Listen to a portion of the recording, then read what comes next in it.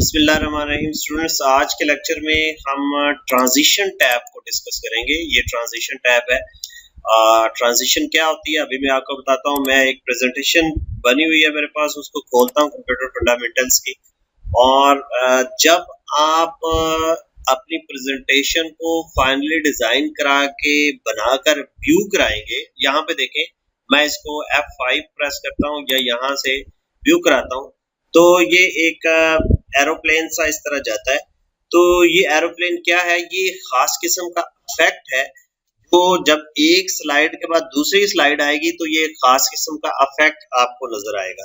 यहाँ पे देखें, ये हर स्लाइड पे ये एरोप्लेन लगा हुआ है, वो इस तरह ये स्लाइड पे इफेक्ट आ रहा है।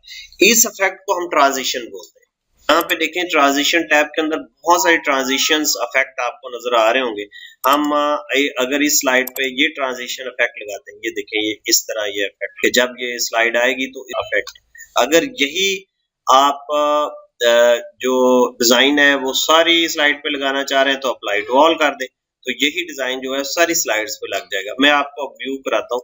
यहाँ पे देखें, अब देखें ये आ रहा है और ये थोड़ा सा टाइम भी ले रहा है, तो मैं एंटर प्रेस करता हूँ, अगली स्लाइड आ जाएगी। मैं एस्केप प्रेस करता हूँ ताकि ये स्लाइड शो खत्म हो जाए।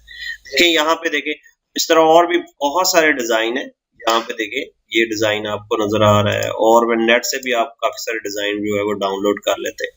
अप्लाई टू ऑल का आपको समझ लग गया। इफेक्ट ऑप्शंस भी हैं, left to right, right to left. ये हर जो है वो जो ट्रांजिशन होगी उसमें ये आप लगा सकते हैं अपनी मर्जी से।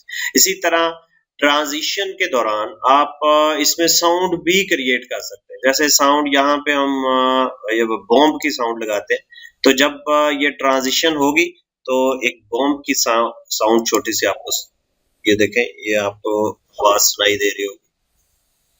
मैं इसको स्केप करता हूँ। अब इसी तरह आप ड्यूरेशन भी लगा सकते हैं। ये ट्रांजिशन यानी ये जो इफेक्ट है वो कितनी देर का हो। अभी 1.5 सेकंड का लगा हुआ, अगर हम इसको कम करके 0.25 सेकंड कर देते हैं। अब मैं इसको जरा अप्लाई टू ऑल कर देता हूँ और हम इसको व्यू करते हैं। ये देखें जल्दी से वो इफेक्ट आ जाएगा, ये देखें। तो इस तरह आप टाइमिंग भी लगा सकते हैं।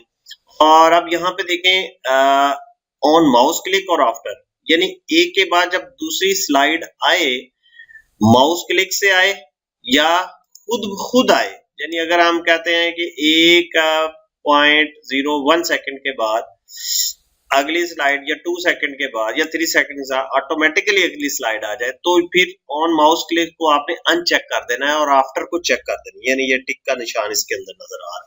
तो हम अब इसको व्यू कराते हैं। अब 3 सेकंड के बाद खुद ब खुद, अभी मैं कुछ भी नहीं कर रहा, ये देखिए अगली स्लाइड आ जा रही है 3 सेकंड के बाद।